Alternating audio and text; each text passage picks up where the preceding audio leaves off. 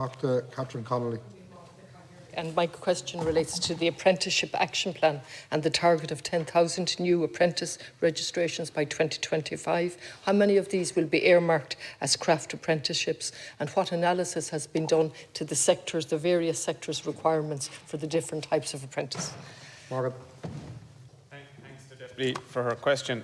And as you're aware, the development and promotion of apprenticeships is a significant government priority in responding to the key skill needs across the economy. These requirements are identified through work carried out to project workforce and skills need in key economic sectors. In particular, the expert group on the future skills need plays a crucial role in analysing future skill needs in areas such as construction to meet housing and climate action targets.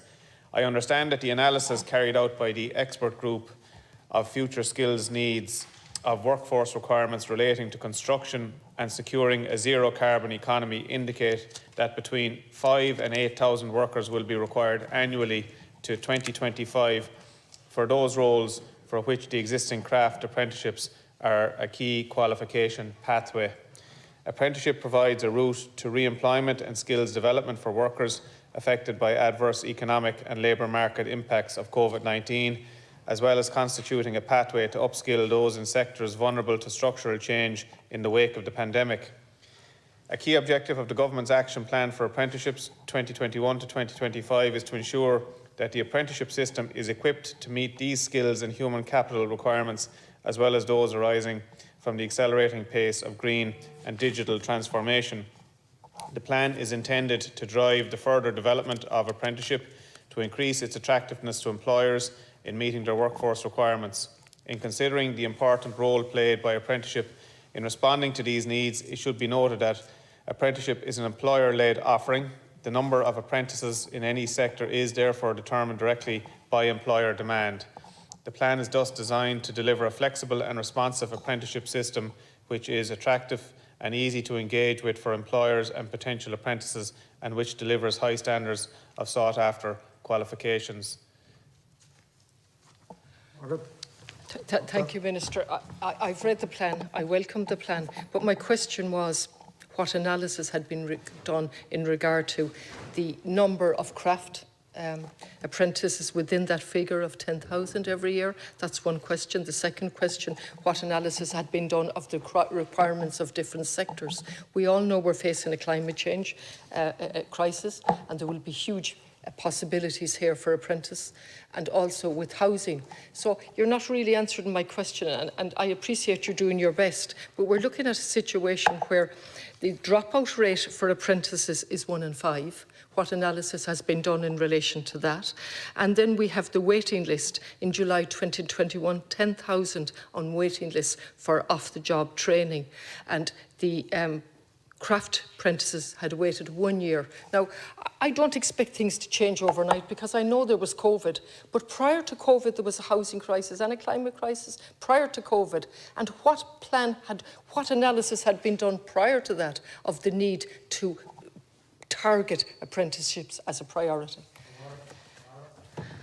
Thanks, Deputy. An integral part of the Action Plan for Apprenticeships, as you know, is the establishment of the National Apprenticeship Office and a stakeholder group to inform that office in doing its work in terms of coordinating and researching the particular demands of the whole apprenticeship area. I've already referenced to you the work skills, just to give it its correct title, the expert group on the future skills needs. And the development of any apprenticeship, as you know, is a collaboration between solace, between employers, between industries, between trade unions. And we have the existing craft apprenticeships, as you know. The figures that I quoted for you in my first response arise from the expert group's report in terms of the estimated demand which arises from, for example, our Housing for All has been taken into consideration in relation to that. So in terms of the development of new apprenticeships, there are a number of new apprenticeships in development. As you know, we have 62 existing, we have about 18 in development, and we have about another 20 that are also at the exploratory stage. Morgan Hoctor. The National Apprentice Office, has it actually been set up? Has it been resourced? If so, when was it set up? Please, can you confirm that? In relation to the existing waiting list of 10,000 waiting, what is the plan in relation to those? There are huge implications here for the apprentice in relation to money, in relation to his or her educational pathway. I have the privilege of coming from a large family. We've had a variation of vocations and jobs in our house, and I know exactly, and I value, the problem with different governments was they did not value apprentices, and they did not value the trades, and they put an emphasis on IT, which was good, but to the detriment of the trades, which I abhorred all my life. So hopefully now we're going to change that, but I'm a little bit doubtful as to the urgent, the need for an urgent reaction from the government. Of course we're dependent on employers, but we need leadership from the government to value the trades, put them on a level that's appropriate and fund it. Thank you. Thanks. I couldn't agree with the Deputy more, and both Minister Harris and I, at every opportunity we have taken, we have sought to promote the whole area of apprenticeships. We're taking, obviously, in conjunction with the action plan, we're taking concrete steps to embed the whole apprenticeship offerings in and our further education and training, our FET options, into the CAO process, to mainstream them, to destigmatise them.